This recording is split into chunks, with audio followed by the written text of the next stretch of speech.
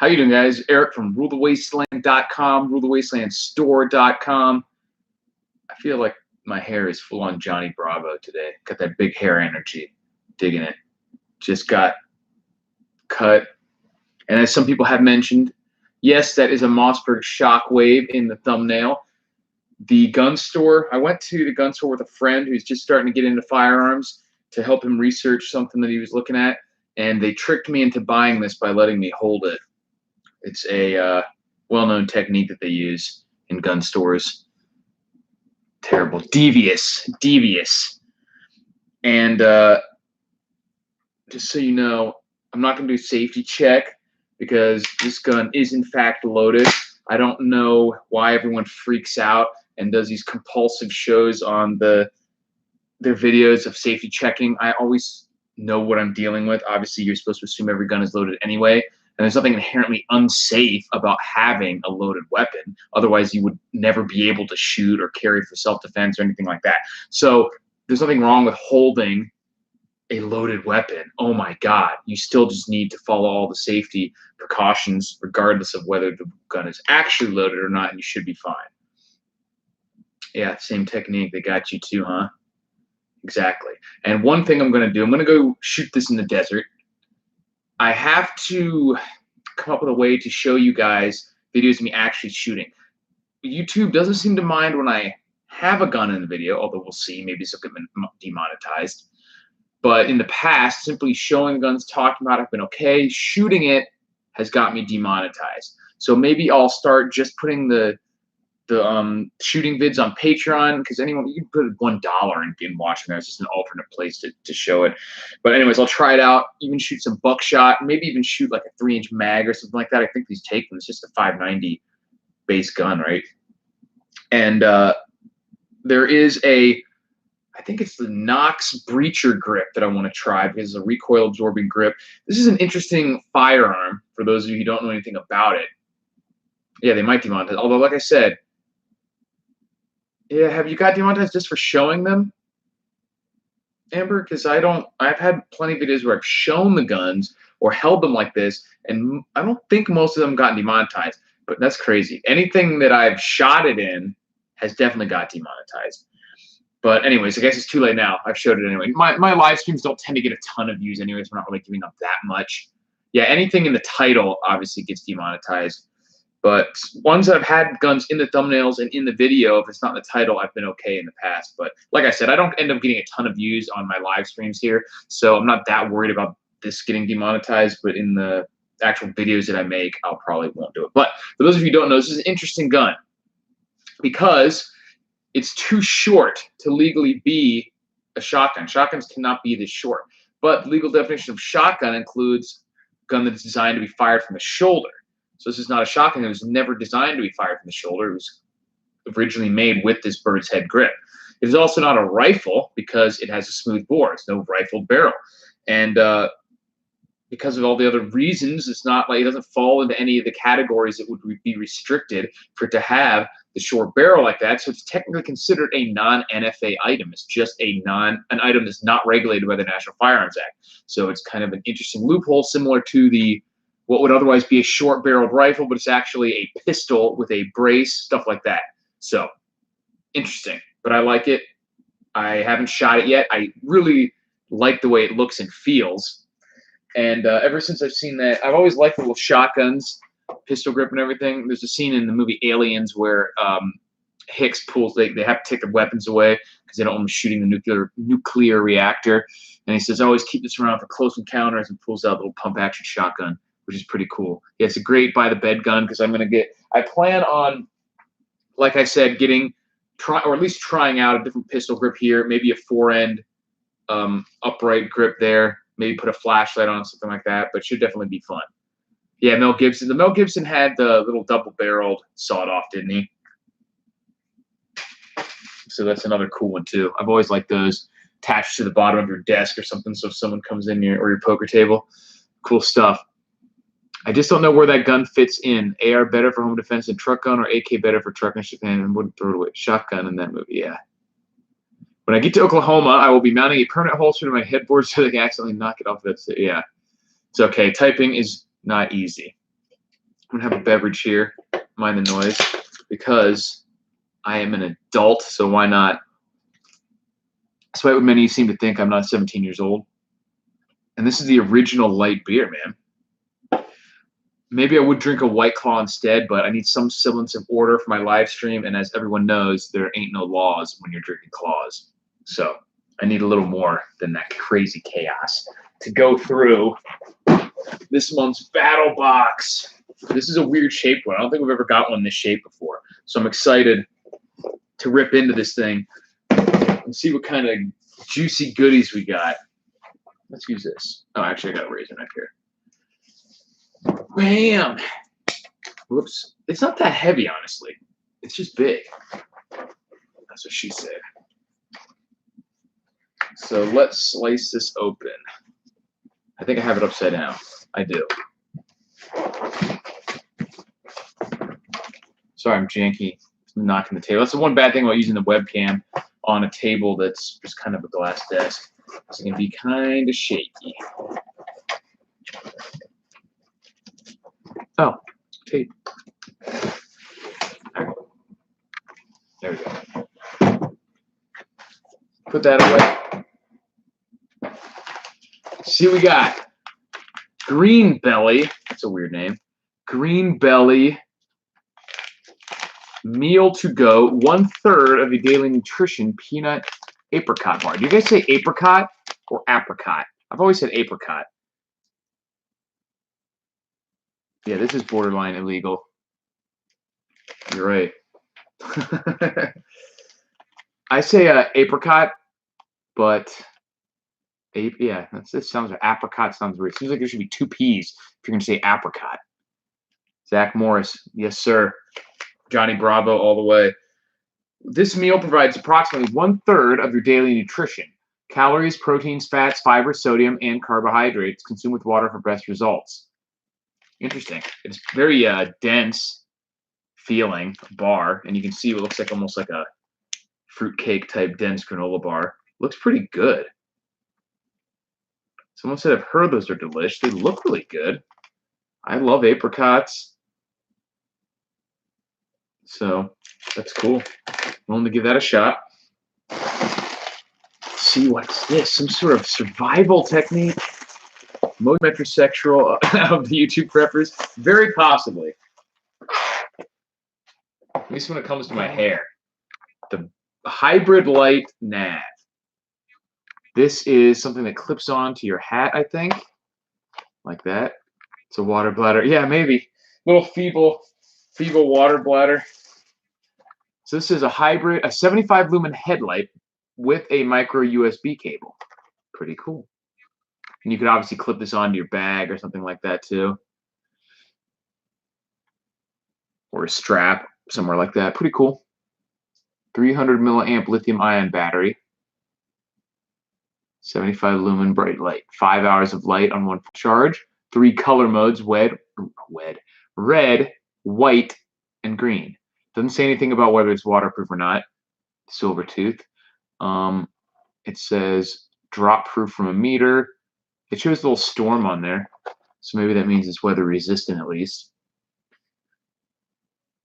Yeah, the USB headlamps are fantastic for camping. It's one of the definite things that if I was going to pick like 10 things that you had to take camping, that would definitely be one of them, would be a headlamp. Some kind of rechargeable headlamp for sure. What else we got? Trying to read the things. Ooh, what's this? Survival Suture Training Kit. This is actually really cool. I'm definitely going to use this. Professional large suture pad with anatomical likeness. Complete suture tools kit with variety of suture. This is awesome. On average, what quantity of items do you get in a Battlbox? I have a neighbor and I can see his Battlbox box in garbage week, so there's another prepper on my block. Every week? I think you mean every month, but point taken. It depends on what level you're getting. There's different tiers. So this is like the typical. I mean, you normally get around this number of items, like I'm pulling out of here, but the size and what they are, it all depends. Yeah, sewing kit and some vodka. This reminds me of, I went on these mountain biking trips to Moab, Utah one time. or a few years in a row actually, when I was a teenager. And one of the guys who was part of a youth group for the church I went to at the time, and one of the guys that went there, or I mean that organized the trips, was a doctor, and so he brought some suturing equipment, and we bought pig's feet at the supermarket, and he showed us how to suture, and we used the pig's feet. Pretty cool, pretty cool. So I look forward to it. That was 20 years ago, so I probably need some practice. Cool, another Tops. I'm a big fan of Tops knives. Unfortunately, the ones that they've been giving me in battle boxes have been really small. I want like a Steel Eagle or something. This is like a little neck knife, but really cool looking.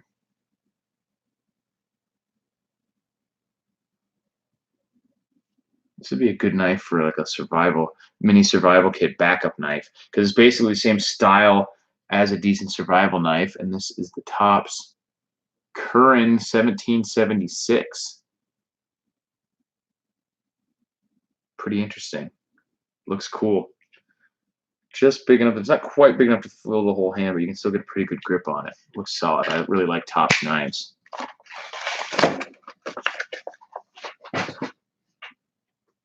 Someone was talking about a bag for water. Was that Iridium? Talking about a water bag? Well, we got one of the pool or the tub bags. It does look like an oyster knife kind of.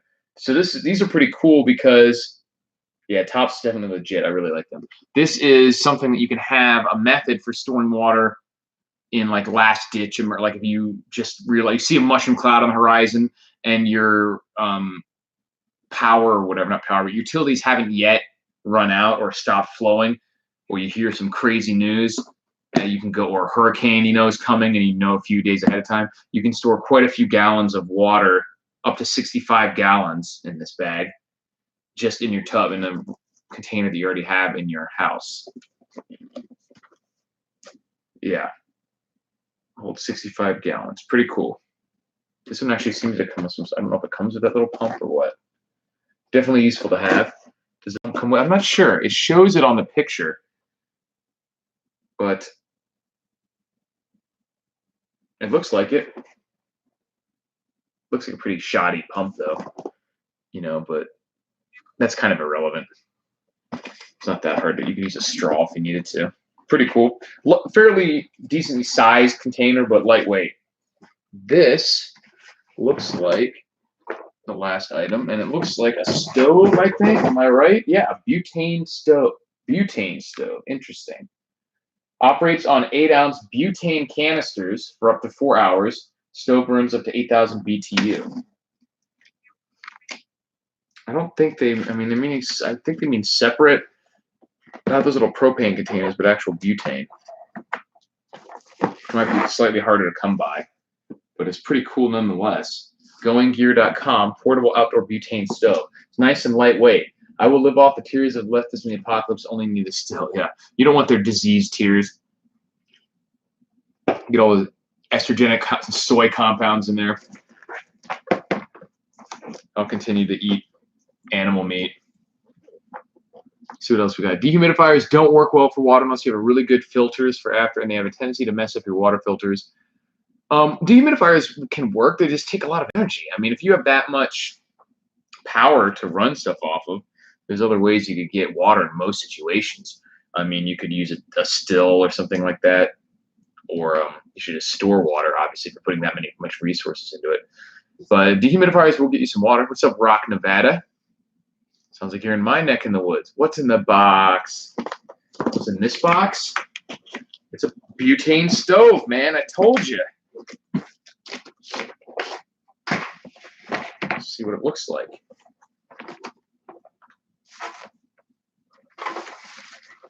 Looks like a stove. It's fairly lightweight.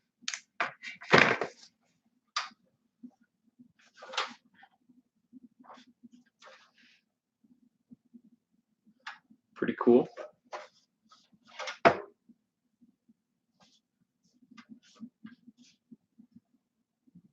Right on. See if it has a picture of you hooking up the canisters on it. Yeah, so you can use those little canisters like you refill lighters with and stuff. Las Vegas, to be exact. Interesting. I also happen to be in Las Vegas, for those of you who didn't know. So we are pretty close to each other. Good deal. How have you been dealing with the grasshopper invasion? It seems like it's pretty much over now. They were never too bad over here in my place. But I saw some videos of them taking over different parts of Fremont or above the Luxor. Pretty cool. So yeah, that's a cool battle box. For those of you guys who just showed up, we got some pretty delicious looking bars. You got power rump grasshoppers too? I saw very few in the Northwest. Yeah, I didn't see too many in the Southwest. They seem to be mostly in by all the activity. Maybe it was the lights and whatnot of the Strip in Fremont. Anyways, we got some cool bars, really heavy, supposed to be a third of your daily calories. Whatever happened to the thermite site? It should be fine up and running. I'm going to migrate the buythermite.com and just have it direct go to the Shopify store, or the wastelandstore.com. And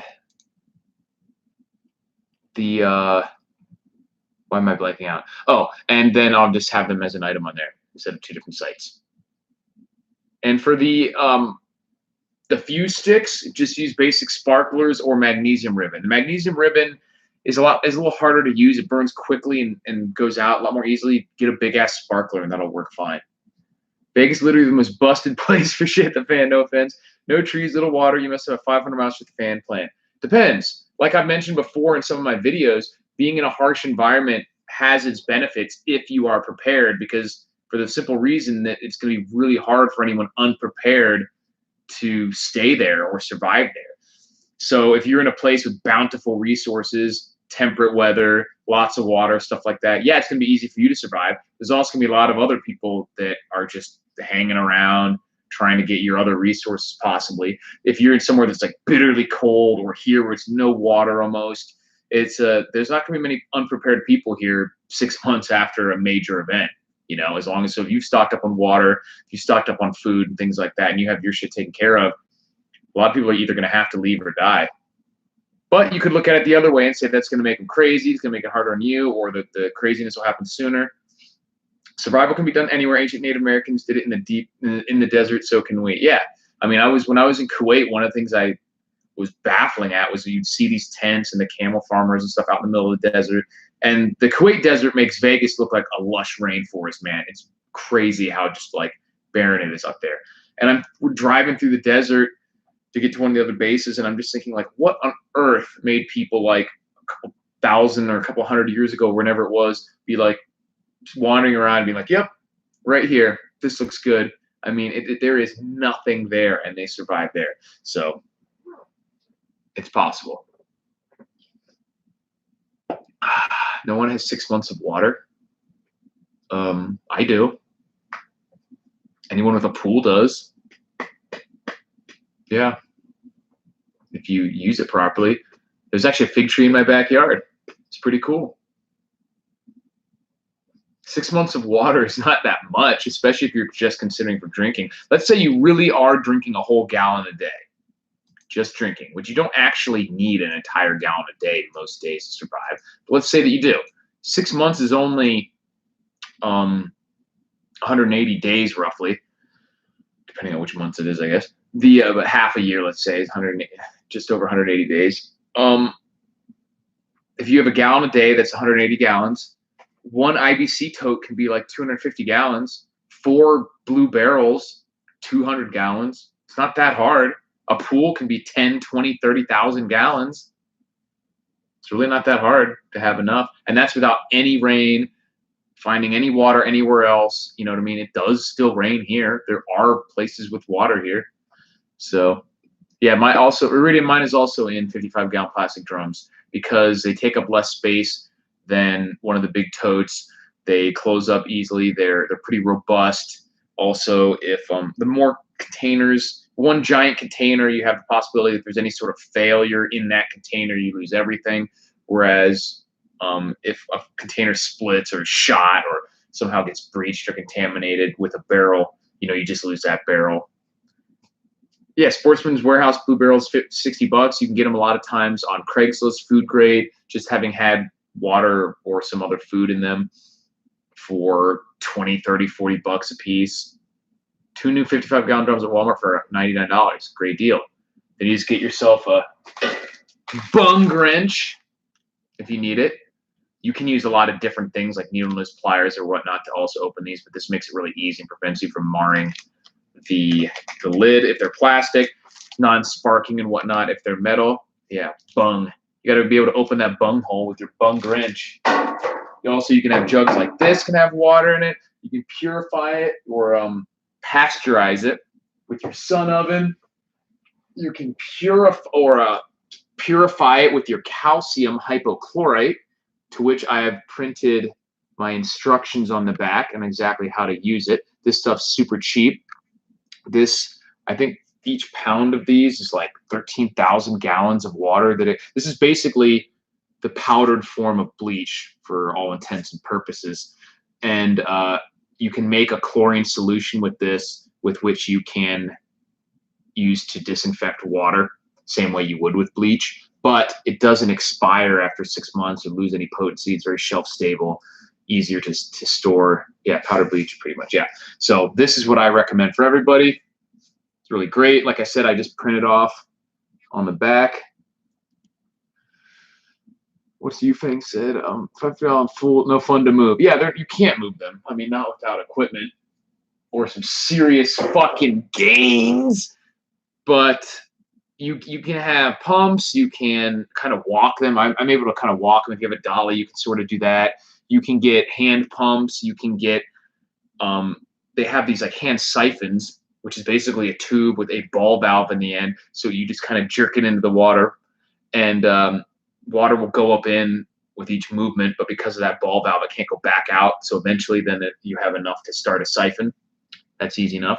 Or you could literally, if you have an open top barrel and not just a bung hole, you can just scoop stuff out of it with a ladle or a bucket.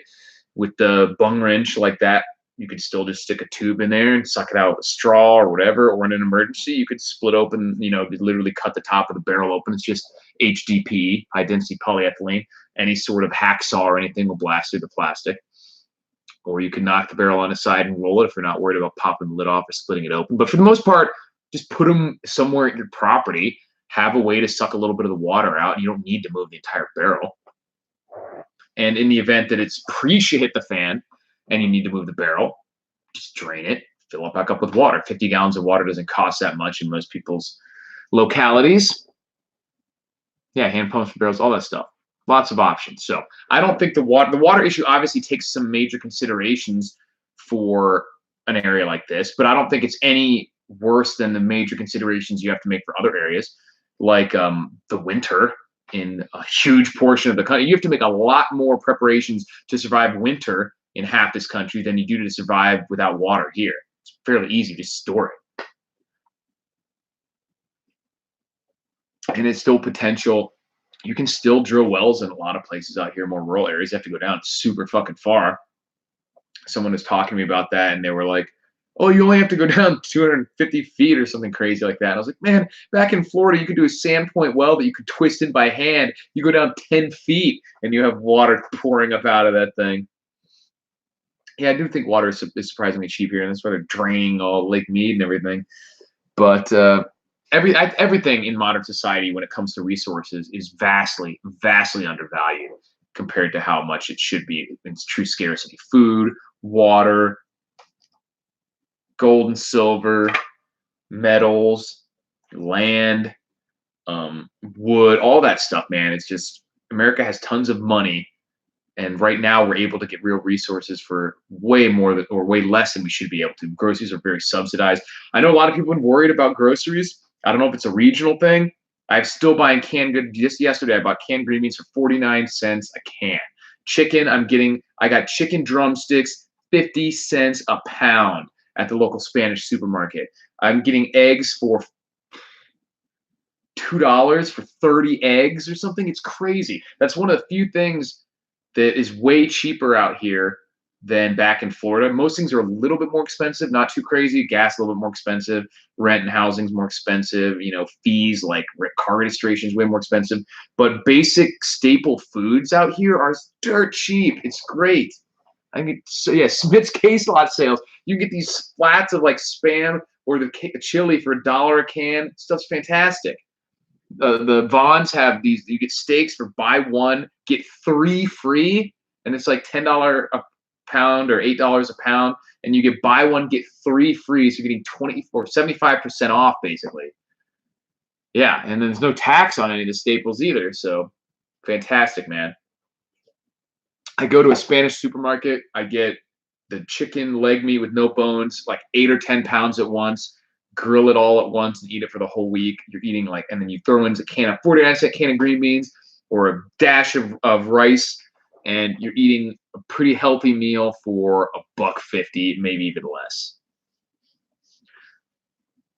Smith's is out here in Pahrump as well, and I always hit up the case sales. Yeah, it's great, man. That's one thing I'm really, and I am a huge fan of the Vons Monopoly game. I go ham on that thing and just piss off the servers, or not servers, but the cashiers, everyone in line behind me. But I win a ton of free food, tons of it. It's fantastic. So yeah, so I definitely like that. Doesn't Pahrump have a Winco? Maybe. I still haven't been to Pahrump. I need to go out there and visit Iridium. Check out that Army Navy store he's always hitting up. Maybe I could get him to sell my survival fishing kit. That'd be pretty cool. It's only in Vegas. We do go there from time to time. Winco is the best prepper paradise on earth. Maybe I'll have to check it out. I know you were raving about it. Yeah, I can dig it. You need to come out and visit. We have 2 survival stores. Wow, yeah, I definitely need to. My local market sells whole cooked chicken for $2. That's amazing. Because I know Walmart has like the rotisserie chickens for $5, and I would buy those all the time. But when it comes down to it, you're usually getting just under 2 pounds or right around 2 pounds of meat when you actually pulled it off and got rid of the bones and everything. So 2 pounds of meat for $5 is good, cooked and everything. But like I said, I've been getting this stuff for $1.79 a pound for the chicken meat, stuff like that. So really good. And I like the dark meat better, honestly, than breast meat. $2 chicken, sweet. Yeah, that's a hell of a deal for hot and fresh, ready to eat. Smashing some rotisserie chickens is delicious. There's something else I was going to talk about. Maybe we should just talk about economic collapse, because things are getting weird out there, man. Bins and bins and bins of cheap ass food. 25 pounds of beans for $15. 25 pounds of rice for $14. Man, Walmart, you can't beat Walmart's price on rice though. They have the 20-pound bags of their basic white rice for like $8.95, like $9 for a 20-pound bag. Insane. You know what's actually insanely good price as well is for storage. I just get the white rice because it's cheaper. But when I'm actually the stuff I eat every day, I buy basmati rice. I really love basmati rice. Amazon has not Muhammad, it's Royal. It comes like a burlap sack. It's cheaper than they sell it at Walmart by like $1.50. With free shipping, and I get 5% cash back because of my Chase Amazon card. So I'm getting it significantly less expensive than Walmart, and it's delivered to my door. Pretty awesome. Prime, man. Gotta love Prime. Killing it. I get my dog food is on there cheaper than the store, and it's delivered to my house in a 35-pound bag or whatever. Crazy, man. I don't know how they do it. Basmati's the best. It's so like fluffy and light. Yeah, Sam. So I was thinking about trying to stockpile basmati, but I'm like, it's literally twice as much as a Walmart rice. The way I do my food storage, I don't really break into the long-term buckets. So, because it's so much, I just can't possibly. So I'm like, I'm just going to store the cheap shit, not worry about it. Spend the extra money on ammo for my new shotgun.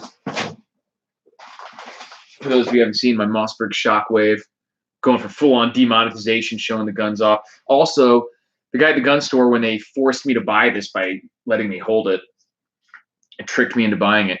They told me about some deal that Glock has for veterans and military people from, I think it was from Memorial Day to Veterans Day. You get like $100 to $150 off their Glocks, and I really want like a 43 and a 17 with both night sights, and I could get them both brand new with night sights for like $900 or something. It'd be crazy. Ugh. I think that's the gun Lucky Gunner dubbed pointless. I wouldn't say it's completely pointless. I would say it's a niche firearm, and for most people, it's actually not going to be very fun to shoot. I had a pistol grip Mossberg a while back, a Mossberg 500. There was with a real pistol grip, not the bird's head grip, with buckshot and stuff in it. That was a stiff recoil. A lot of people just couldn't handle it. Don't use Magnum shells. You know what I'm going to do. Got to try it. I got to get a video of me doing Magnum. All right, let's hear the wreck. You're going to see a shell fly out, so don't guys freak out because it is loaded. Woo! That alone is enough to strike fear into the hearts of men who break into your house. I work at Amazon FC here in Illinois. They work us like dogs and want us to work even harder to push the new one. They shipping goals to make it a standard one-day shipping for Prime. Yeah, I mean, they have same-day shipping. They have same-hour shipping in some places like San Francisco where drones fly around and shit, land on your front step. So, yeah, can't wait to shoot this thing. I'm going to try it with the bird's head grip with buckshot. Shop S-Smart, you got that?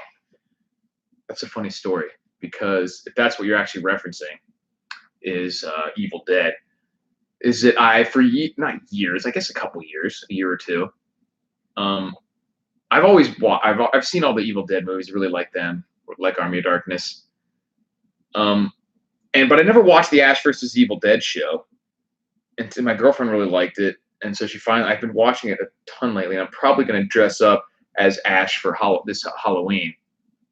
But I was thinking about getting a real double-barreled 12-gauge and just carrying it around because we do have open carry here in Las Vegas. But I was like, man, that's just stupid. I'm not going to end up on the news for some bullshit. So I got a fake one that I'm going to have. I do actually have, which my dad sent me. No, I'm not. Yeah, I'm not worried about the gun going off, like me using it, but just like you're gonna get shot or someone will grab it thinking it's a toy and run off. You know, there's just all sorts of bullshit that could happen. I don't need to deal with that crap. But my dad a while back gave me this really amazing leather shotgun scabbard, which unfortunately it's too deep for the, I'm not going to go to Walmart open carry, exactly. It's too deep for the shockwave. The shockwave handle disappears completely in this. And it's also too big, technically, for the Ash Williams costume. He has a pretty short barreled 12-gauge double-barreled to where the whole pretty much stock sticks out. So I'll probably end up making one out of vinyl. Yeah, it's definitely better to going under the radar gun. Certainly in a situation where I don't actually plan on using it for a costume or something like that. There's just no good reason to use a real gun, unfortunately, in our today's society. Walmart, I hear loads of people open carry. Yeah, open carrying's fine. They were referring to the guy who loaded up with like TAC gear and an AR and like a day or two after the El Paso and the other shooting and just was like, went into Walmart. Like, that's fucking dumb. Obviously, if you have a pistol in the holster on your hip, that's fine. I shy away from open carrying simply because I definitely think it should be legal. 100% should be legal. There's definitely situations where you want to be able to do it. But in general, I think it's just smarter for people to not know you're armed. I think it just gives you an advantage. That's my main reason. Because if say you're in a gas station and you're open carrying and some thug goes in there, yeah, sometimes they might just leave and not try at all, but the other times they're going to shoot you first or come up behind you and grab it before they pull their gun out, things like that. Whereas if they don't know you're armed, I think that gives you an advantage. But I absolutely 100% think it should be legal. I've open carried before in limited situations. I just don't like people all knowing I'm armed with me not knowing what they're about. Southwest states are a little easier in open carrying. Yeah, I've seen plenty of guys open carrying around here, and I like that people don't freak out when it's just the pistols.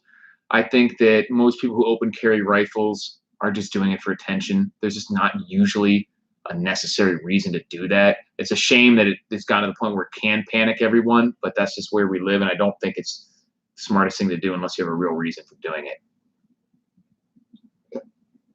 Eyewitness saw 4 guys in black shirts. Yeah, you always hear about that's so weird because you always hear these eyewitness stories come out of multiple shooters. So, you know, it could be people. They could all be right, and these are all false flag things, or they don't want to tell you how many shooters there were. But I don't know. It's just strange. CCW's concealed carry weapon or something like that. It's another name for CCP or concealed carry permit or license, CCW. News lady telling the story before it happened. That was weird, and I have no idea what that was about. She literally is like reading the story of the shooting and is like, oh, 3 p.m. That hasn't happened yet. Like, what the fuck? Very bizarre. Seen rural Nevada open carry is pretty common. Even saw a guy carrying in the gym last week. That's awesome. Yeah, I wish more people would do it and really normalize it. And I like that. What's up, Brian Hickenbottom? But like I said, I think it puts you at a disadvantage if you are unfortunate enough to end up in a situation where, you know, like a robbery or something like that. I have zero information on conceal and carry. California seriously screwed us since before I was born. You can have guns, you just can't use them. Yeah, and you can't really have that many either. It's unfortunate. I think California is one of the few may issue states, right? And you have to like present an actual need, which in your case you might be able to do. Start a folder, Prepper Princess, of all the death threats and all the bullshit people say to you online. Even if you're not really worried about it, it might be useful to show them like, hey, I'm a semi-public figure. There was attempted doxings before, you know, where people put your address up there. Just make a big folder and go in there to the sheriff and maybe they'll give it to you, you know? So it's worth a shot. Oh, you tried? That's stupid. Garbage. You got to get out of that shithole then. I know it's great in a lot of ways, but man, I couldn't deal with that crap. I like it out here in the Southwest with just running around in the desert. Definitely don't worry. I'm not going to do the lose my grill. The media is blaming young white males. Everyone is blaming young white males. Stupid. We're technically the most hated group of people on the planet right now. The straight white conservative male. Yeah, Lady T, I've seen way too many videos of people getting their wig split, as they say, by doing like this. I have shot them like this before. If you're ready and leaning into it, you know, it's not bad. It just, now that's not something I've seen. I've read a few articles, people saying that the safety here was rubbing the back of their thumb. So I don't know if they were really choked up on it because they were afraid, or if the recoil was just sliding their hand up every time. So that's something I'm going to look out for. Whites are now the minority. Well, whites have traditionally, I don't know if there's been any time in history when whites were not, I mean, I'm sure there were times in history, maybe even like, it depends on what you mean by white, first of all. There is no white race. But yeah, we're globally, there's a massive, massive minority. It's not even close. It's kind of funny because if Americans were to take some town in Mississippi or Louisiana or Alabama that was like 80%, you know, black people, and to go in and be like, this town needs diversity. It's like all black people. Everyone would say that was stupid. And like, what are you talking about? The whole country's white. This is one town. But that's exactly what they do with the U.S. Like the entire world is non-white. Like, why are you coming to the country where it's the few countries where it's just white people and being like, you need everyone else to? It's this nonsense. It's nonsense. I love white men. They rock. I'm a gay black man who loves white men. Well, you're welcome then. All for diversity. Diversity doesn't really mean anything. And true diversity anyways, you have to have differences between the groups. Like, to me, it's really cool to go to different countries and see their culture, see their different foods, and different, keyword being different. Like, if everything is just a mishmash of everybody doing things in kind of the same way, there's no such thing as diversity. We're going to team of 20 people, 14 are gay. I'm not kidding. That's interesting. Black men are 6% of the population, but responsible for 53% of all murders. We don't want to focus on that. I'm a male transgender lesbian. Yeah, that is too confusing. When I lived in NYC at my job at one time, I was the only straight guy. Everyone else was gay. Straight, white, heterosexual, conservative female that believes in monogamy and honor. I'm a minority. Have you seen the Kirsten Gillibrand interview? I don't make a habit of watching Kirsten Gillibrand interviews. She's pretty relevant in my mind. I mean, no one's going to care about her in 10 years. Yeah, I'm not too. I mean, obviously, I have my own political beliefs. I don't really care about. I don't care about much if people aren't bothering me what they do. You know what I mean? But there's a couple of just huge misconceptions about the way the world and people work that people get all up in their panties in a bunch. Yeah, culture is what matters, and I think that it's pretty straightforward to me to think that there is going to be some kind of link between genetics and culture. I don't know why that's even a controversial statement. If you see everyone will make a comment about like a family and like, oh, they're good at this, or like all the Mannings are great at football or whatever. Like, I'm absolutely certain there's a genetic component to that. And there could be genetic components to a lot of different things. The problem is when people make value statements about certain traits being like better or inferior or whatever. You know what I mean? That's when people start getting into trouble. I like the preppier POV. Yeah, that's what this is all about. Lady T, I also believe in monogamy and honor. I'm a conservative, just gay. Pretty sure I'm not a minority. Not only a minority, but might be the only one on earth. I don't know about that. There's billions of people out there. So even if you're one out of a million, there's thousands of you. So Eric, everyone is talking about the economic collapse happening any second. I think they're overreacting. What do you think? I think you're right. I think things are getting bad, and it's hard, especially with the mindset that I have and focusing on this stuff. Specifically, economics have been the one thing that I've always been interested in and following. It's hard to not think or get a little bit worried, specifically because we know the economy is going to collapse in the U.S. We know the currency is going to eventually fail. We don't know when. Mel Tappan was writing about it in the 70s. Hasn't happened yet, at least not in a major way. We've had different, I think within the next anywhere from 18 to 24, max 36 months, we're going to see a massive downturn in the superficial elements of the economy, like the stock market, maybe the currency, things like that. But is that really going to end in like what we would consider a shake the fan event? It certainly could. And there's going to be a correction with the debt markets worldwide and stuff like that eventually. But like I said, we could be making these arguments in the 70s, talking about debt getting to $1 trillion or $2 trillion. People were saying it when the debt was going to get to 10 trillion, 12 trillion. We're 20 trillion. There's no reason why it couldn't get to 50 trillion. You know what I mean? Yeah, I mean, a correction is not necessarily going to cause a collapse, but it could be a really serious correction. It could be, the way I see it is, I don't think we're going to get Mad Max ever, hopefully. But I do think it's very possible that within the next 10, 20 years, our country could start looking more like a third world country than it does like a first world country. And that's crappy. You know what I mean? Argentina just had another massive economic collapse, with their stock market lost something like 48% in a single day. But, it's not the end of the world. Literally, people still going to work. For the most part, utilities, even in places like Venezuela, where they've had massive blackouts, it's not totally WROL. You have pockets of civil unrest and pockets of super high crime, but life still goes on. It's not really the end of the world. That's why you just need to be prepared for the stuff that you need. But specifically, why financial preparedness is so important. Because speaking of Venezuela, a lot of people have mentioned the fact that you could buy a whole month's worth of groceries for one silver round. So this 10-ounce bar of silver right here could get you almost a year's worth of groceries. And these are the type of things that I think are possible here in the U.S. And that's why you need to be preparing for stuff like that, and not just, for running out of the woods and surviving, things like that. Do you think the gun ban is because they see a collapse coming? Not necessarily. I think it's because they just ideologically, that's what they think is important. I think a lot of people, even though there might be certain types of cabal and conspiracy elements at some levels of the government, there are real true believers out there too, for the most part, in all levels of government. And these people really just do believe this stuff, that if you could put the genie back in the bottle and uninvent guns and everything will be a rosy utopia.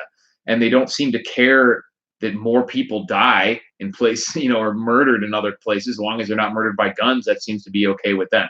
Humans have are very ineffective at dealing with risk mentally, at like figuring it out. So an event where 50 people or 100 people die at once from one person's action is way more terrifying to them than even more people dying in other ways. So like Chicago violence and stuff, with one person dying here, 2 people dying there, even if the numbers are way, way more than someone storming into a theater and shooting it up, that just doesn't scare them. It's just the way your mind works. They feel like they could avoid that but they just something totally random really scares them. It's bizarre. So eventually, guns will be illegal. We are losing.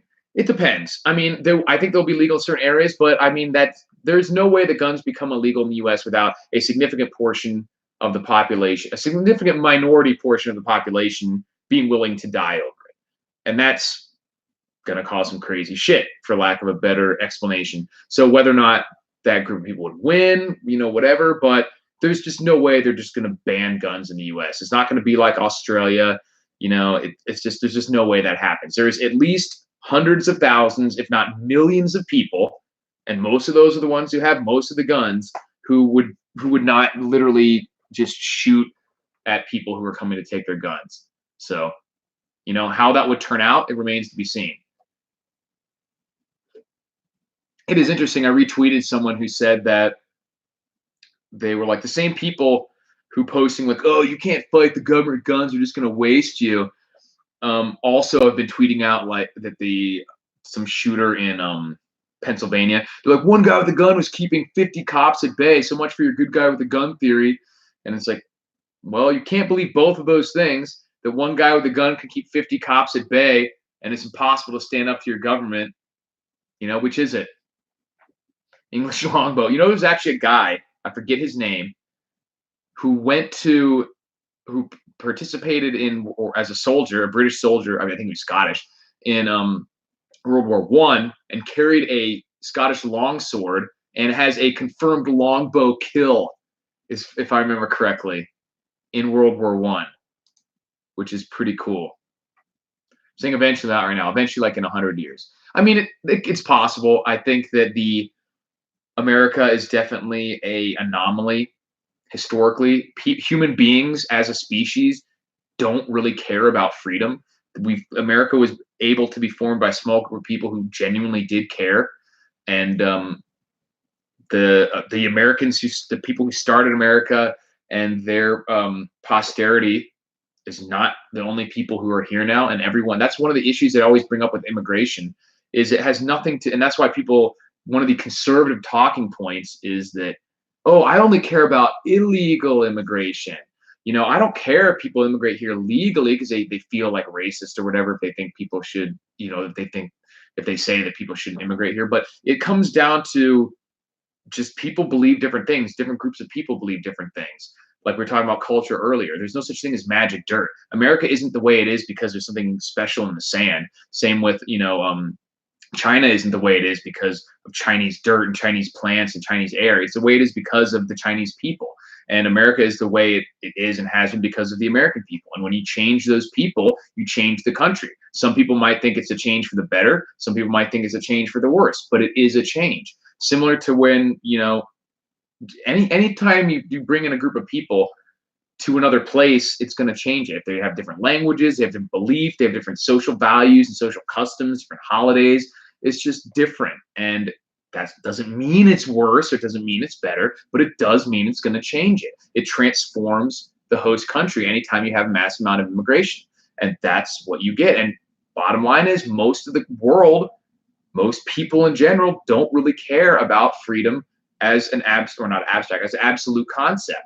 They care about security, they care about happiness, and there's nothing wrong with that, but they're more than willing to sacrifice. Even most Americans are more than willing to sacrifice freedoms in a lot of ways, that just to get happiness, success, pleasure, things like that. I mean, think about, that's one of the mistakes that a lot of the anarchist types make. They think that if we could just get rid of these constraints that are on us, everyone natural tendency towards liking freedom would flourish. And like, look, people aren't like you. People aren't even maximizing the freedoms that they already have. We wouldn't have things like homeowners associations if people really were worried about maximizing their freedoms, because those are a choice. There's no legal mandate that you have to have homeowners associations in your housing development. People choose that because they're like, look, I want order. I want things to be the same way, the way I like them, the way we all like them. Let's just make rules about it. I don't need to be able to do as many things. I want to be in my safe, comfortable little cage. That's the human mindset. And most of the world is like that. So when we bring in people from other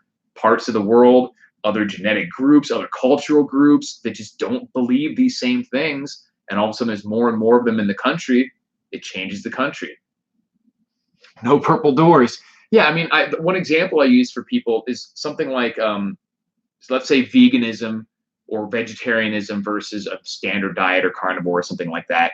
Most people don't care if a vegan comes into the restaurant that they frequent and orders whatever that they want, a salad or whatever.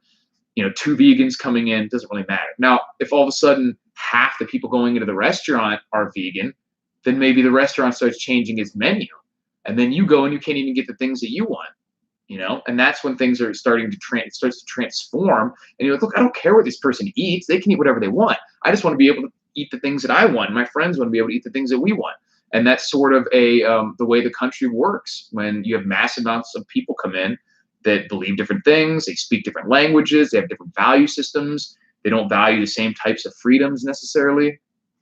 That's what you get. You get change. Change isn't always bad, but it does mean that the way it was before is eliminated. And when you like the way it was before, like a real historical anomaly like America, you don't want it to be totally transformed. Certainly not when it comes to the freedoms.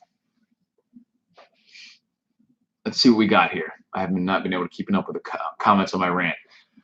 Someone said, well said, Eric. Thank you. Mass air pollution in China. Yeah, I mean, that's the one thing we've been exporting is we've been exporting money and pollution and getting back real tangible assets. And at some point, that's going to stop. And that's when things are going to get gnarly. But it's not going to be the end of the world. It's going to mean we're going to look more like all these other crappy countries. We're no longer going to be the historical anomaly of freedom and prosperity that we have been. Excuse me. Growing up in NYC, many people had a gun, even if it was illegal, thinking if it was a bad guy breaks into their home, better to be alive and arrested than dead. And there is some legal precedent. I'm not suggesting anyone break the law, obviously, but there has been effective legal defenses mounted with the I think it's called the law of lesser harms or the rule of lesser harms or something like that. Whereas you can argue that it's basically the same as self-defense or other things where, if you fear for your life or grievous bodily harm, you can do things you wouldn't otherwise be able to do. Like stab someone if they're trying to hit you with a hammer in the head, or speeding on the way to the hospital if your wife is bleeding out or something like that. The key being you can only argue that after you've successfully had, or not successfully, but actually had something happen to you that shows that. So, for example, if you're speeding and you say, well, I'm speeding because if she gets cut, I want to make sure I get there faster. They're going to be like, well, she's not cut. And if you're carrying an illegal gun and they just happen to find it, then you say, well, in case I get attacked, then you're not going to be able to use that argument. But if you are attacked and then you shoot them and you have the illegal gun, it's possible, depending on your area, depending on your judges, whatever, that you could use that argument to it's either lesser harms or law of competing harms. I think it's the law of competing harms. It was in a Mossad Ayoud article one time. Law of competing harms is what I'm mistaken. Competing harms is a legal doctrine in certain U.S. states, particularly in New England.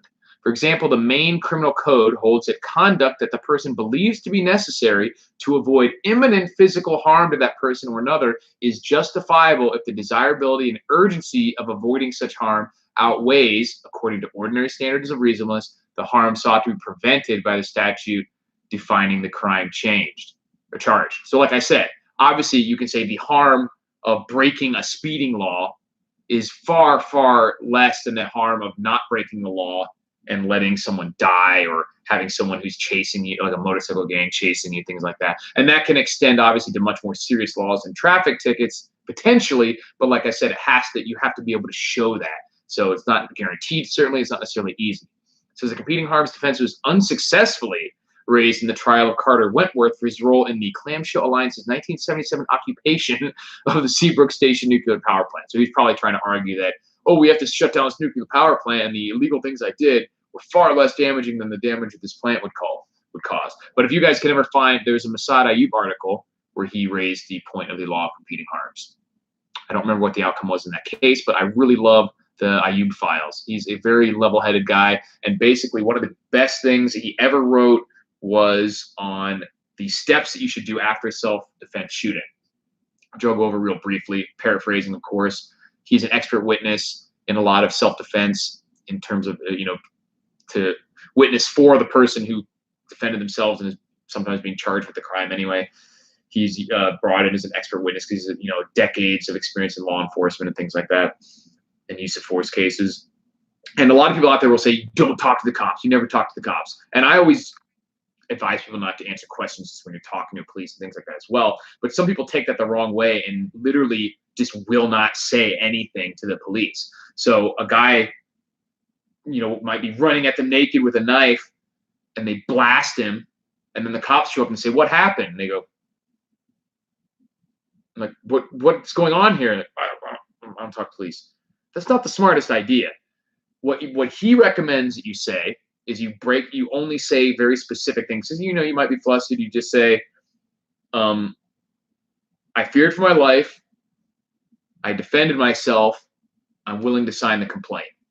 Some variation of that, you know what I mean? Those three things. It was self-defense because I feared for my life or grievous bodily harm and life of someone else, whatever, and I'm willing to sign the complaint. So you're basically giving and if they press you any more beyond that, you can say, oh, look, I'm a little shaken up. I'd like to, take a second to gather my thoughts, let my heart rate go down, but I defended myself. I feared for my life. I'm willing to sign the complaint. Because basically you're presenting at least the idea that they are the bad guy, you're the good guy, and you're like, I'm willing to press charges against them. It sets the whole frame of the encounter. So it's a totally different scenario when the cops walk up and there's a dead guy and you say, he attacked me. I feared for my life. I'm willing to sign a complaint to charge this dead person with this crime. And they'll be like, oh shit, okay. Then if you come up and there's a dead guy and you're just like, I don't talk to police, I want my lawyer. They're going to be like, and they might actually look at, even incorrectly, thinking that something shady is going on here. So I definitely don't think you should spill your guts to police. Don't try to explain the nuances or the details of any situation at that time. But you at least want to get out the idea that you were legally in the right. It was self-defense. You feared for your life. You're willing to sign the complaint. That's really all you need to say.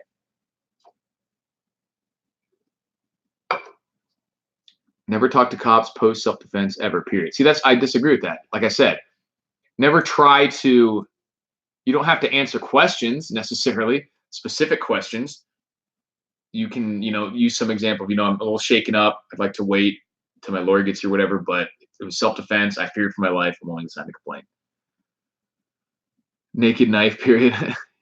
You say I want him arrested, even if the guy's dead. Frames exactly, and that's the same thing. Basically, paraphrasing. I'm willing to sign the complaint. Be like, I want him charged. Doesn't matter if his head's cracked open by 12-gauge buckshot. You say this man is a criminal. I want him charged.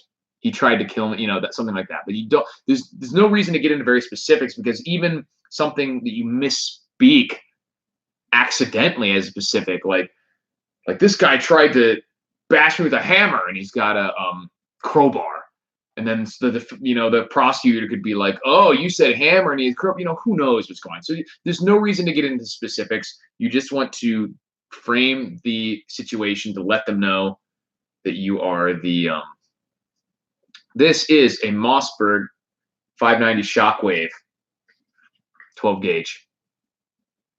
Epstein himself. It's a boomstick. This is my boomstick. Retails at S-Mart for about $109.95. Now, this is something that I've seen mentioned too, and this was a problem with the what was that? The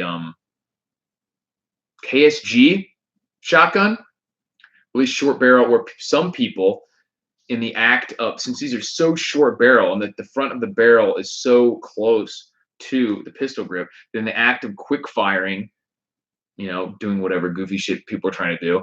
Some people's hands had slipped in front of the barrel and they totally mangled their hand. I know Bruce Campbell, and you, sir, know Bruce Campbell. I will agree with you on that. No argument there. You say you knew him. He's alive. He's not dead. You don't know him anymore. He didn't die on me, did he? Hey, you can do your own video version of the Rage Against the Machine. Pistol grip pump on my lap at all times. Pistol grip pump on my lap at all times. I can't do the rest because you have to say the N-word. And they'll definitely demonetize me. Oh, is it a famous quote, sort of? Well, I guess I didn't see that movie. Well, yeah, but think about the year, Amber. When was Army of Darkness made? I mean, you can get a Mossberg Maverick for like $220, right? It was a great deal. Just a, simple double-barreled shotgun. Even California, you wouldn't be able to get it back then. Remember Terminator? He walks into the gun store. It's a 45 long slide with laser sighting, 12 gauge autoloader, Uzi 9mm, pulse plasma rifle and 40 watts range. Only what you see here, pal.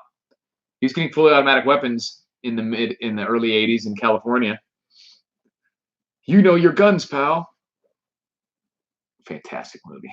Sherlock guys, Eric's allowed to say what he wants. It's his channel. You're goddamn right I am. I'm not worried about it, though. People are just giving me shit.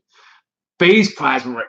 That's one of those things, High Desert Pioneer, that I swear it's like, if you guys are familiar with what the fuck do they call it? The Mandela effect. That thing, they changed that one on me. They changed the Matrix. It was pulse plasma rifle. I am 100% positive. Just like they changed it from Berenstein Bears to Berenstain Bears. And now every time I look it up, it's phase plasma. It was never phase plasma rifle. That's why I can never say it right. They changed it on me. 189 for the Maverick. I would have bet any amount of money that it was Berenstein Bears, because I remember talking with people in like around middle school time about how it was pronounced, and no one ever said Stain. It was either Steen or Stein is how people would say it. No one ever said Stain. It doesn't make any sense.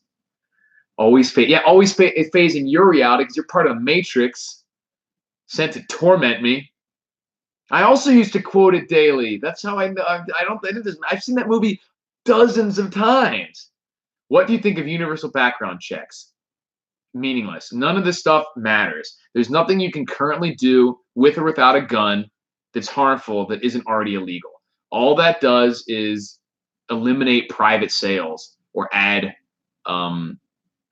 steps to it. I am a fan of completely constitutional constitutional gun laws. Very, very, very few restrictions. Steen is what I remember. Yeah, definitely.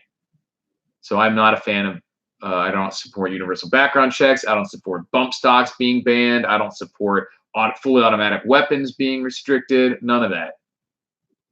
We need front ground checks.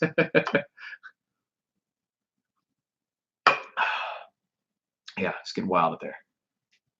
Steen is definitely, there he goes. Mandela died when I was 12, 25 years ago. See, I'm telling you, man, they change shit on you. They change it on you big time. Law enforcement should track ticking time bombs. That's the answer. Nothing. I mean, that's part of it. Another part of it is that, like I mentioned, some people would disagree with me, but I do think that in a country like the US, you will have more gun crime with the current population and the current demographics than you will if we just somehow, or if we made all guns illegal. What you won't have is less crime overall, or even less murders overall. So what are you really doing? These people seem to think that they're okay with X number of people being murdered as long as they're bashed and stabbed to death, or flamethrowered, or run over with cars, or whatever, acid attack. As long as they're not killed by guns, that's okay. Does anyone out there really think that these fucking nut jobs would have just sat home and not done anything if they couldn't get their hands on a gun? That doesn't make any sense. They're going to do something. They're going to drive a truck into a crowd of people. That's already happening in certain places. They're going to build a rudimentary flamethrower, bar the doors of some theater and burn it down. They're going to splash acid like they are in all these other countries. They're going to go on stabbing sprees like it's happening everywhere. They're going to be doing bad things regardless. So getting rid of my guns just so these people can stab someone instead of shoot them, I'm not about it, man. Not about it. What do we got? Okay, Eric, gotta go. Thanks for stopping by, Lady T. It's gone even longer than I thought. I'm cruising, man. Trucks and bombs aren't wedge issues. Right. But like I said, the reason, guns shouldn't be either for like the reasons that I mentioned. Protests in Europe with signs that say ban knives. Yeah, they're talking about kitchen knives, like trying to blunt the tips on them, or registered knives. And I'm like, man, you could take a leaf spring and an angle grinder and make a badass knife in 10 minutes. Well, you might not be able to, but Rambo can.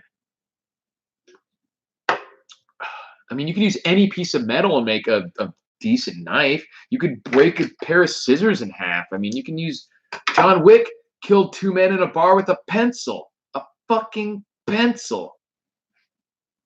See you later, Iridium. Yeah. Swing a shock like a mace. Funny you should mention a mace. Oh, I've got a bunch of shit in my way.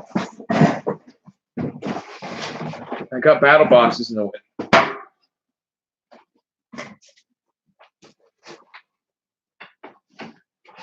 I think I've showed this off in one other video before. This is the one I keep around for close encounters. That's a real zombie head splitter right there. Real piece of steel on there. Best melee weapon. I mean, I gotta go with some sort of heavy type machete. Like something heavier than a regular machete, but somewhere in between a machete and an axe. So some kind of like big ass parang or something like that, I think would be the best. Heavy enough to bash through and split open the skull, but also have a little bit of sharpness to it. That'd be my guess. And maybe with a spike on the back. That's what I would go. What is that for? You know, don't ask silly questions, all right? It's for the zombies. Gurkha's knives are good. The kukris are just not very big. This is to satisfy my male cravings to have lots of weird weapons of war. I wish I had a better answer for you. No guns in prison. Go to prison if you think gun-free means safe. Yeah, no thank you. If the 3D kind, I'm definitely going to buy a t-shirt to support your channel. I'm a very loyal fan of. I know, man. I appreciate it. You've been around a long time. I see your comments all over the place. I really appreciate it. I like the Killdozer shirt. I mean, I'm a big fan of the World of Wasteland shirts, but the Killdozer ones are hilarious. My friend Nicole did the art for that, and I love it. It's hilarious. Thought it was a gardening tool or something like a legit tool. Now I need to get one. No, I know. My dad has actually sent me some legit like zombie gear. Like I've got, because I was talking to him about, I was like, these idiots on The Walking Dead, they're 5 years into a zombie apocalypse and they're still getting bit on the arms and the neck. So now I have like, he gave me like a chainmail cowl and like these metal gauntlet things. And now I got this troll splitter, as this guy calls it, as Mr. Wu-Fang calls it. So yeah, if we ever do somehow end up with actual zombies, I'm golden, man. Golden. I would cruise through a legit zombie apocalypse. Fucking coast. No sweat. That's one of the least scary apocalypses to me, because it would just be like total ass-kicking fun the whole time. Helmets for coconuts. Exactly. Troll splitter. Keep up the great work. I appreciate it, man. Yeah, check out, finish watching Platoon. I'm actually probably going to watch a movie. For the first Saturday in a while, I don't have to work tomorrow. My girlfriend's out of town. And so I was thinking about calling up my, girlfriends 3 through 7, But, I figured I'd just watch a movie. Netflix. Best game in Shit the Fan is all the turds you never prepped going on their loot hunt for people like us. Toto Jackpot and Shit the Fan would be a great movie. T-Run, an old friend that's now a walker. You got to put them out of their misery, man. You have to make the decision ahead of time. No hesitation. Decision's been made, man. They're done. It's not them anymore. They're dead. They're a zombie, man. Can't feel bad. Zombie Apocalypse is probably the one I would have the most fun. Well, of course, like I was saying. Yeah, we talked about the zombie experience. You got to try it. Yeah, that's hilarious. I think I looked into one and it was like $75, and I just got like, I was like, oh man, I'm so stingy. I'm really trying to save up like an ass load of money, and because I do strongly feel like we're going to have a significant real estate decline, at least in nominal prices, or at least in real prices. I mean, and I'd like to be able to buy a place outright if I can, but they're kind of inflated here right now in Vegas, and I don't have very much money right now. Hi, Diamond Wolf. Thanks for coming in. Crackheads on the first of the month are zombies.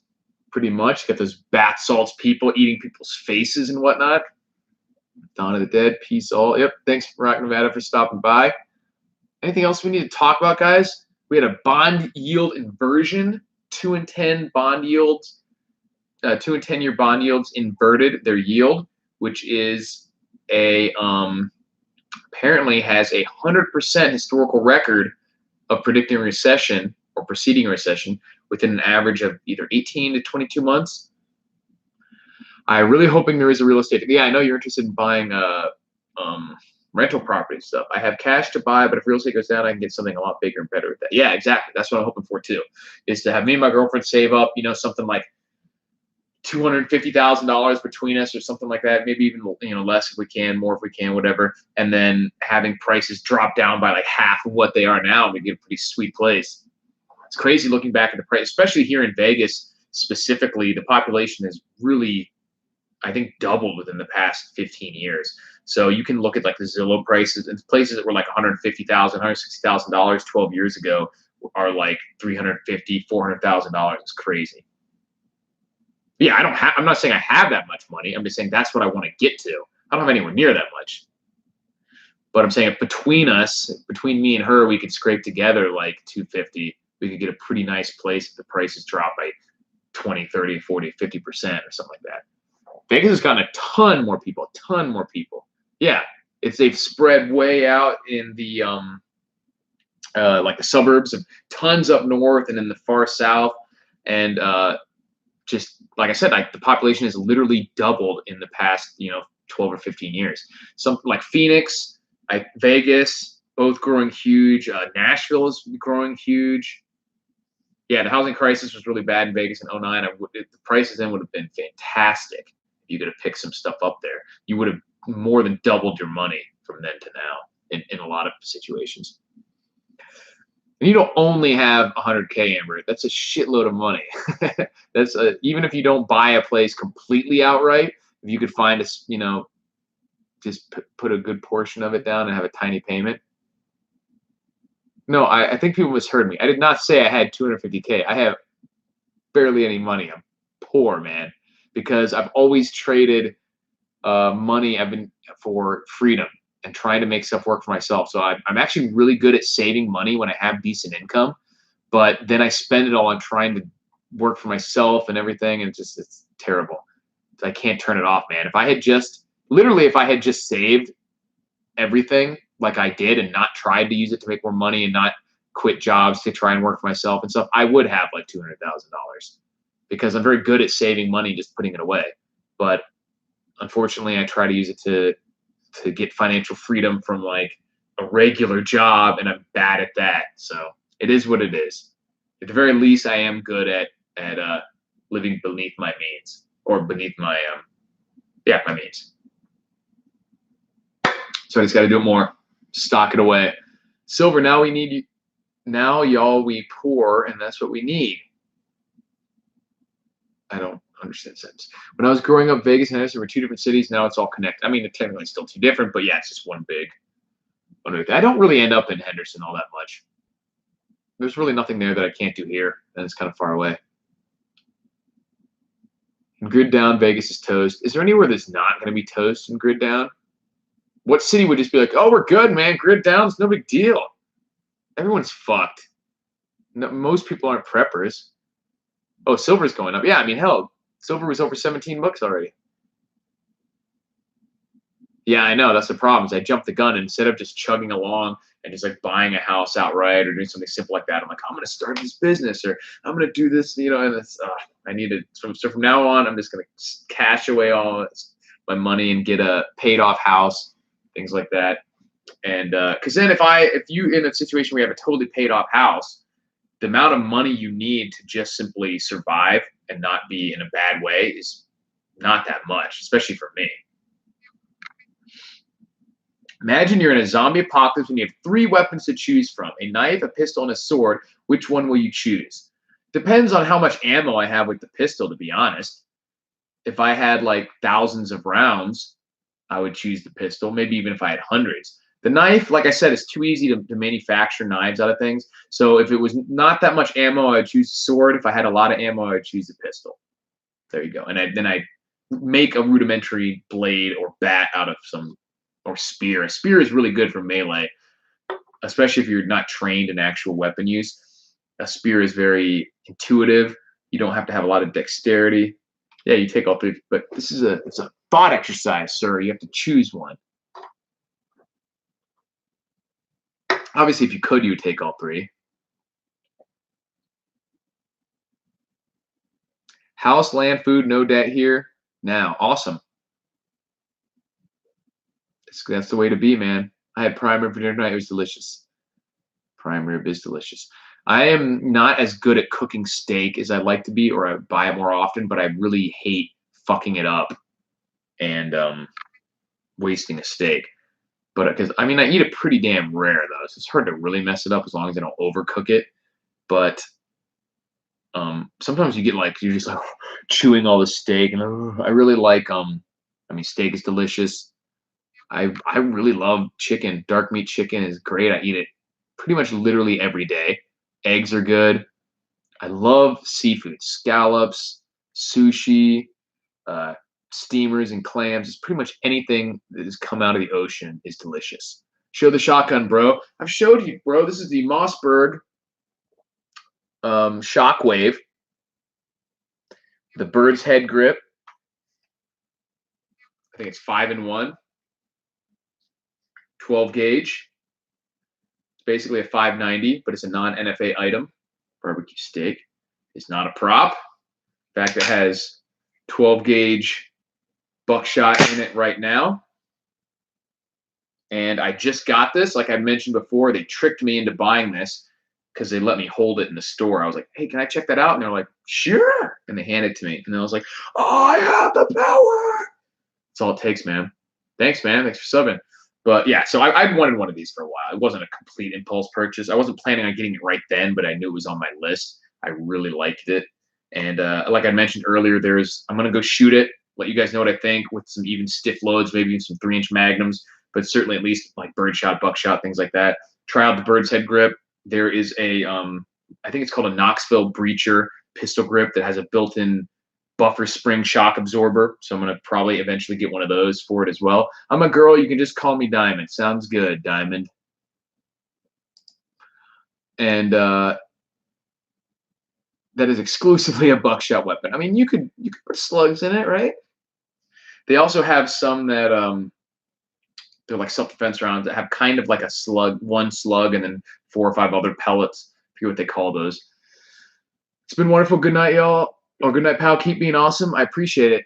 Thanks, man. Thanks for being a long-time supporter. Walmart has a shotgun sale. Yeah, they have pretty cheap ammo too. It's actually, that gun is cool, but what does it use? Home D? Yeah, I mean, it's certainly usable for home defense. I like it as sort of a bug-out bag type shotgun because it's so short. You could literally just stuff it inside a bag or, keep it in a truck, and certainly if you're going around your house, you have a lot of them. And also, it should be fun to shoot and cool looking. Can really trash the shotgun since I bought one too, but I haven't really found anything it's good at besides a bear hunting dispatch gun. Yeah, I mean, I'm going to be 100% honest. I did not get this for any particular reason other than I thought it was badass. But I do think it has some niche uses as either like a breaching gun, a backup, bug out shotgun to where bringing a full size shotgun might be tough. A home defense gun, certainly, especially if you get a one of the more comfortable pistol grips or a pistol grip with a brace, maybe even a 4-end upright or something like that. Yeah, so the Walmart ammo is really tough to beat on price if you're talking about just pure entry-level training ammo because you don't have to pay shipping, and that's big. Ammo is heavy. You got to pay for it to get shipped from anywhere. It's got to be ground, because it's ordnance or whatever, or MD or whatever they call the shipping category. Yeah, cinder block breach or things like that. So yeah, if you're just buying straight up like basic level target ammo, Walmart is really tough to beat for prices. And you can get the prices like that you would be getting buying 1,000 rounds at once online. You can get them buying 50 rounds at once at Walmart.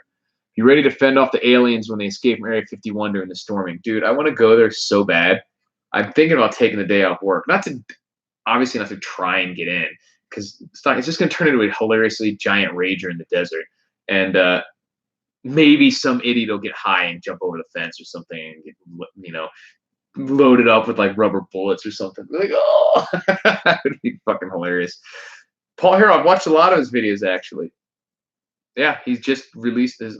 Oh, I'll film it. Don't worry about that. for sure. I use SG ammo for bulk. Wally World is good too for smaller purchases. Exactly. I need your boots, your clothes, and your motorcycle. Yeah, exactly. I need a motorcycle, man. Shit. Yeah, that is the likely scenario. I had them. For those of you who don't know, I had a couple motorcycles over the years in Florida, a couple Harleys, and I had my last one was an '05 Sportster, and I love that thing, man. It was great, but we had too many. I appreciate it, man. Watched for 100 years. The Sportster was fantastic, bro. But I had so many. We already had 2 vehicles and a moving truck and everything to get up here.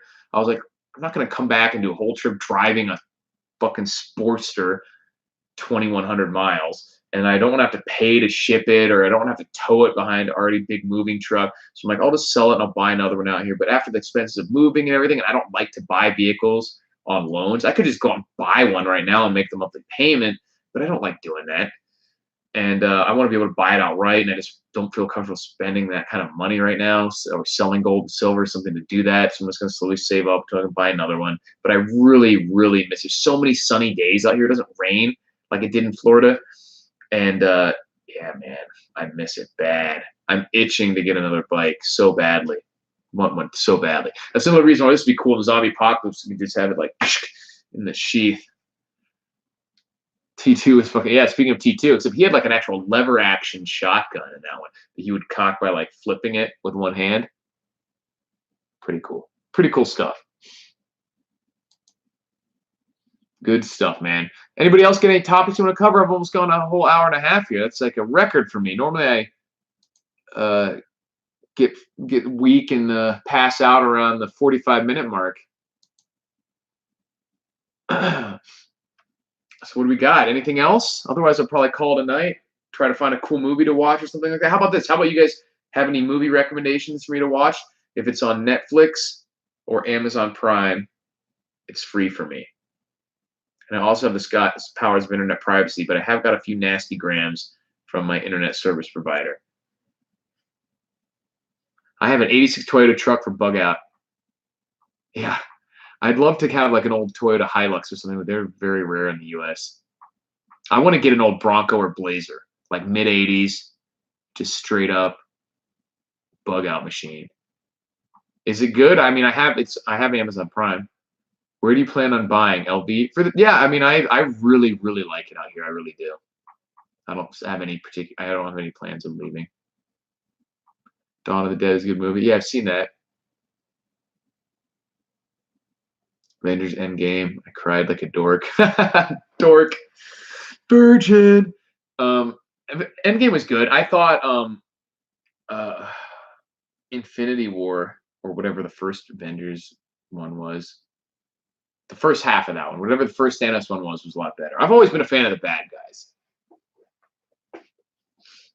guys. 22 long rifles, bulletproof. Highly recommend The Boys. Okay, I'll check it out. I haven't watched any of the new Orange is the New Black either, which it's whatever. I've caught up on. I've watched all the other seasons. I've seen Deadwood. We were always joking around because they constantly say cocksucker in that. But cocksucker, fucking cocksucker. It's weird. But I do like Oliphant. I like can't remember the guy's name now, from John Wick, who plays the bad guy. Oh, a Deadwood movie. You know what was a good movie, for those who haven't seen it, was shit, what's it called? It has Ben Affleck, has the guy from Sons of Anarchy. It has Oscar Isaac, and they're all like, what the hell is that movie? It's on Netflix. Shit, I can't remember, but it's really good. My girlfriend called it, because it was about like some sort of crime where they're like robbing someone, and she called it Hunk Heist without knowing what it was about, just because of the cast and the fact that it was about, yes, a good movie with Ben Affleck. Who would have thunked? What the fuck is that movie called? What's the guy's name from Pacific Rim and Sons of Anarchy? Charlie Hunnam, right? Triple Frontier, yes. Very strange name. I don't know how it really applies to the movie, but it was really, really good. It was one of my favorite movies of the past couple years, honestly. Very good movie. Super good. I really was a fan of that. Orange is the New Black ended very badly. It was like Game of Thrones. Oh shit! All right, maybe I'll ignore that then. There's another one out there if you like, because I kind of have a weird fascination with like prison shows. Orange is the New Black is like it's not really a comedy; it's like half comedy. But there's a Australian version of that that's a totally serious drama called Wentworth, which is pretty good. If I don't remember things, that's me. Just look it up. Yeah, Triple Frontier is really good. Yeah, there was something else I saw. I have a tons of stuff on my Netflix queue that I haven't watched. Or maybe I'll just go watch Hobo with a Shotgun again in honor of my new shotgun purpose. If you haven't seen Hobo with a Shotgun, I recommend it. Hatfields and McCoys is on Netflix, a 6-episode miniseries, very good. Wentworth, yeah. Have you seen that? It's an Australian serious version of Orange is the New Black. It's about a women's prison, but it's just a drama. So it's kind of like Orange is the New Black mixed with Oz, if you've ever seen Oz. But that was good. I just want a movie though. I don't really want to know if I get started on a show tonight because I'm bad at binging. And so I'll stay up and then I'll get home from work for the next few days and just watch it and not work out like I'm supposed to. I know I'm late to the party and you have it covered, but do you like that shockwave? I have yet to take it out and shoot it. I really like it so far. That's why I got it. I like the way they look. I like the way they feel. I'm going to do a video of shooting it. See what I'm imagining that it's not very comfortable to shoot heavy loads. So we'll see. Yeah, series again. Kind of looking for a movie, just one movie, just for tonight. It's tempting. All right. Yeah, they're not expensive either. I think this was like you can get them for like $3.30 sometimes online. This was I think $3.50 is what I paid for it. So not expensive. Oh, you've seen Wentworth? Yeah, it was a little weird after the main woman died, but not terrible. But not quite as good. Yeah, so I don't know. I'll look around some movies. It's been almost an hour and a half. Got some cool videos coming up. I'm gonna try to film some videos tomorrow as well. I've already filmed one. You'll like this, guy. It's about how to get a free sun oven, sort of. I mean, you do get it for free, but you have to do a few things. My live stream is buffering in Michigan. How far away are you from me? 2,500 miles? 2,200 miles? I don't think that's the issue, though. It's probably one of our connections. I know, Amber. Don't talk. Because if I get in that mindset, then I just turn into the stingiest fucking bastard. And my girlfriend already hates me for like turning lights off and cranking the AC and everything. But yeah, it's all gonna go towards the house. And don't you worry, it's all part of it. It's all part of the plan. I just got another one of these yesterday. This is a South African gold Krugerrand, just like you remember from Lethal Weapon 2. So hopefully the increase in the price of gold over the next few years will outweigh the $350 that I spent on this Mossberg shockwave. Paul Kruger. What about Paul Kruger? What is it? Sound familiar? Women and children never turn off the lights. My girlfriend loves leaving. She likes everything a constant, like, restaurant dimness. Appreciate it, Tom Lee. Thanks for the support. For some shockwave ammo, I will absolutely spend it on 12-gauge ammo. I promise you. I was actually already planning on going to Walmart tomorrow to get some because I have to go to Lowe's. I'm picking up some buckets. I'm gonna do a round of rice storage. And you know what's awesome? If you guys, I don't think I have my wallet on me, but I just bought a Lowe's gift card because with the I have American Express card that gives me 6% cash back at grocery stores. But at the grocery store, I can buy a Lowe's gift card. So I get 6% off the 100. And then at Lowe's, I get 10% discount for being a veteran. So it's like you're getting 15% off. It's great. And I'm going to pick up some food grade buckets there for food storage. And Walmart's right next door. I'm going to get a couple different types of rounds to go out and try. I don't think I'll be able to do that tomorrow. But another time, hopefully this week, maybe take a day right after work, go out there. So I appreciate it. I'll definitely buy some shotgun ammo with that. Give it a shot. No pun intended. But yeah, it'll be fun. Thanks for watching, everybody. Hit the like button if you haven't already. If you're interested in some cool Killdozer shirts or the fishing kits. Cutlery Lover actually did a cool review of the fishing kit. That was awesome. And a few other people, Step One Survival, I think it was, and a few other people have done it. It's awesome. Really great. Happy about that. So take care, everybody. Thanks for watching, and I will talk to you later. It's 1:29 a.m. here for us. Yeah, peace. Yep, catch you later, guys. It's only 10:30 here, West Coast time. I will enjoy the movie. Thanks a lot, guys. Talk to you later.